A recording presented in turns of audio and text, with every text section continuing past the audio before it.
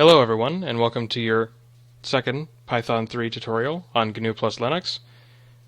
We're going to pick this right up by opening up the interpreter. I have this new folder made for this session. We're going to start by talking about variables. Variables are a way that you can store a value for later use. So, you can assign a variable by declaring its name. Let's call it variable x. That's a good variable name. And we'll set it equal to 25. Now if I write x, the interpreter tells me that x is 25. I can also print x, and it will print 25. You can't really tell the difference here in the interpreter, but let's say I want to do print x things, and it would print 25 things. So as you can see, x is yet another expression, just like 2 plus 2. This time it resolves to whatever I set it to, this being 25. I can also set x to be something else. I can set it to be a string.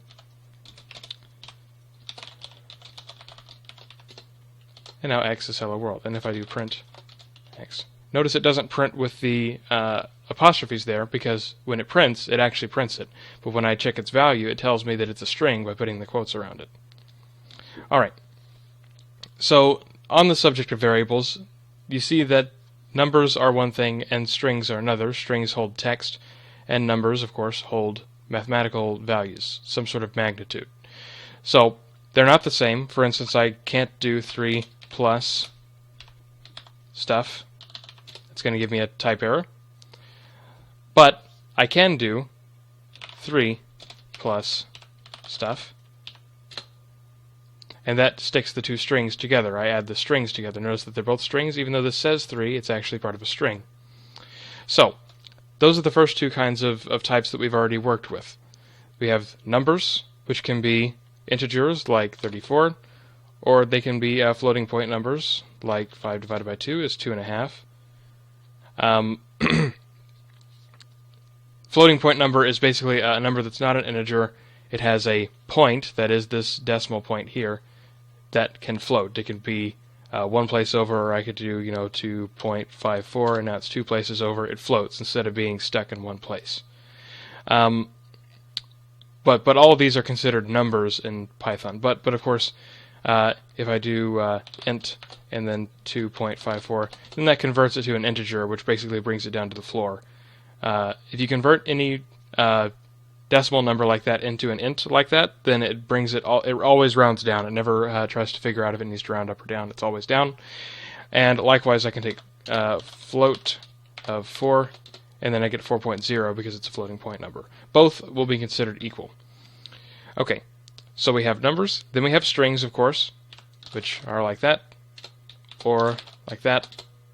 And notice how the interpreter still uses single quote here. That's because the interpreter doesn't distinguish between these really at all. The only difference is in double quotes, then I can type, I'm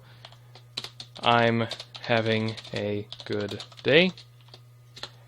And it puts the double quotes here because I use apostrophes inside. As opposed to if I use this, then I have to type I am having a good day. Notice that it still comes out with these double quotes like that. You can always put a backslash if a character is going to close off the string or something like that. And there are several of these. They're called escape sequences. So if I want to, I can do print hi \n. That means new line.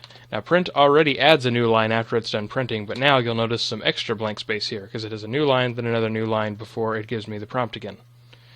I can also do a tab, print hi there, \t is tab, person, and we notice that there's a nice tab here, and if I highlight it, you'll see that it's one character instead of being multiple spaces. Okay, there are other escape sequences as well. You'll learn about those as you need them, and of course you can always go look them up. The next type is a list. Lists are declared with square brackets like that. And a list, as you might well imagine, holds a list of different data. So I can do 24, and you split the data with commas. 64, 12, like that, and now I have a list of 24, 64, and 12. Now let's set my variable x equal to that. So I can set x equals that. Now if I do x, I have that. You refer to the different members of a list by referring to the variable name, and then an open bracket, and then the element of that list. The element means which one it is. You begin counting at 0 because we're dealing with computers here. So the first one is the 0th element. This will give me 24 because it's the first thing in the list. I can also do x1 or x2. And this gives me 0, 1, 2 in my list. And it's also right here. Alright. Next is tuples. Tuples are just like lists, except that you can't change what's inside of them. You declare them just like lists, except with parentheses instead of square brackets. So I can still do, 1, 2, 3, 3, but now it's in parentheses. So I can set x equal to 1, 2, 3. But now, if I do x 0, I get 1. If I try to set x 0 equal to something, which is something I could have done with the list, if I try to set it equal to, 5, it's going to give me a type error. It does not support item assignment, which means that I can't give it a new value. But if I were to change these to brackets, and then try it again, now x has 5. Alright, finally we have dictionaries, which are the last type in Python and probably the most useful. Dictionaries are declared inside of these curly braces. Let's set x equal to, and we'll open one of these up. So dictionaries are known as maps in some languages, and in JavaScript these are basically what objects are. So you can declare an element of a dictionary by getting in a name. So let's say name, and then put a colon, and we'll say David, because that's my name, and then give it a comma, and I can say color, indicating, say, my favorite color, and I'll say brown. Okay, so now x is equal to that. Notice how it's now out of order. That's because it's sorting the, these are called the keys. It's sorting these by alphabetical order. So now I can say x color as though it's in a list, and it gives me brown. Or x name. Okay? Now I can also use numbers. So for the fun of it, let's say 16 is another thing. And these don't have to be strings either. But now I can say x16, and I still get it. Instead of having to have 16 different elements in a list, I can do it that way with a dictionary. And I can say also, I don't actually have to reassign it like that. I can also say x number, which doesn't exist, and I can set it equal to something, and I can say 24. And so now we'll notice that x has a number, and it's 24. Notice how it's a number type and not a string. Alright, finally we can do input. So input is a nice function built into Python 3, which is different from Python 2's input, if you know anything about that. So input will always return a string in Python 3, and it will be whatever the user types in. So now I can set x equal to input, and I can leave it empty like this, and it will just wait for me to type something. And I can type something, and now if I see what x is, it's something. It's what I typed. Now, for something more useful, I can say x equals input type something, and now it prompts me with type something, and if I type something else, then x is something else.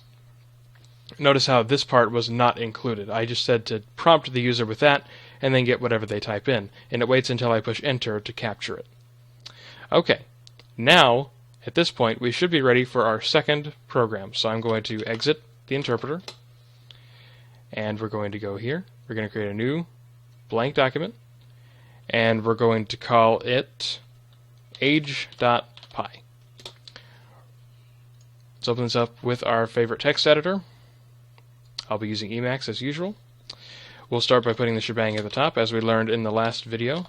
USR bin, env, for an environment is what that stands for, python3. Okay, so let's make a program where it asks the user what year they were born, and then figures out, based on how old they are, if we waited another that many years, what year would it be? So this video was made in 2015. So let's say you entered the number, I don't know, 1985. So that would calculate that you are 30 years old this year. And it would say in another 30 years, it will be 2045. Okay. So we first need to get something. We'll say birth year. If you need to have a variable with 2 words in the name, then you should put an underscore in between it. That is the standard convention for Python. Also, you're allowed to put numbers in the variable name as well, but I tend to avoid it if it's not absolutely necessary. Alright, so we'll say birth year equals input, as we just learned. And notice that Emacs is recognizing that these are built-in things, and it's also highlighted my variable there with a special color since I put the equals sign after it. Okay, input. What year were you born? Actually, I'm going to be picky about this, and I'm going to say in which year were you born, because I like to be technical. Alright. Now, as I said, input always returns a string, so we don't really want a string for our birth year, so we want to convert it. We want this to be a number, so we'll say int, and capture that in the parentheses. So it will figure out what year they're born, and it'll get that as a string, and then it will convert it to an int number. We don't need it to be a float number because, well, you're not going to give a partial year. Now, this is an opportunity for errors, but we're going to ignore that for the sake of simplicity. If something goes wrong, we'll know it. You know, if they type something that's not really compatible as a number, then the Python interpreter will stop and tell them what they did wrong. Okay, so we have the birth year. Okay, now we need to figure out how old they are. So we need to figure out what time it is now. So we'll say current year, if I could type today. Now here's the thing. To do this, we need to have a function that is not necessarily built in, but it does come with Python. So what we need to do is import that thing. So to get the current year, we need to import something called datetime. Datetime contains another thing called datetime, confusingly enough, so we will type from datetime import datetime. Now, to get the current year, you'll just have to trust me on this. This is the way that you would do it. You would say datetime.now. Now is a function that returns information about the current year, or about the current date and time. And then we could say .year. So the way this works is datetime is what's known as a module in Python, and you can import as many modules as you want. There are several built into Python, all of which are fully documented on python.org. So the datetime module has a class called datetime. We'll learn about classes eventually, but for now all you need to know is that this datetime class has something in it called now. The way you access something inside of something is with a dot. So we say inside of datetime we want to find now, which is a function. We know this because it has parentheses here. And then whatever this turns into has another thing inside of it, which we declare with a dot here, and that thing is called year. So we know that datetime is a class, that class has a function called now, and that now returns something that has year inside of it. And we want to get all of that and store it in the current year. Alright, if you're with me this far, then the rest should be easy. So we'll say diff, standing for difference, will be current year minus birth year. This is assuming that birth year is not greater than the current year. We could check and see if this is the case, but for the purpose of being simple, we're not going to. Perhaps we'll do that in the next video. Okay, so current year minus birth year.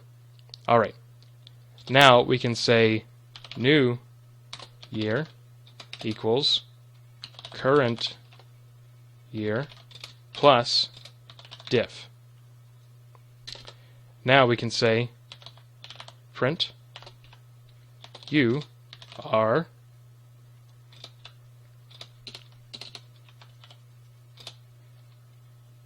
diff years old in another diff years it will be new year. Now notice here that it has wrapped around and it doesn't really look that well. So here is where I would usually split up the different arguments with a new line. So here's what I'll do.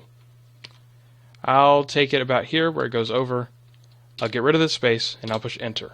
And now, instead of wrapping in an ugly way around like that, it now lines up as such, and Emacs has indented that for me. This is still valid Python syntax. As long as I don't close the parentheses, if I do a new line, then it's still valid. It's still waiting for the parentheses to close. And then I want to make it look nice and put a period at the end. Alright, so now we have this. Okay, let's save it and run our program. So we'll say pytut02 age.py. In which year were you born? I was born in 1995. You are 20 years old, which I am. In another 20 years, it will be 2035. Whoops, there's a space here. So something's going to be weird now.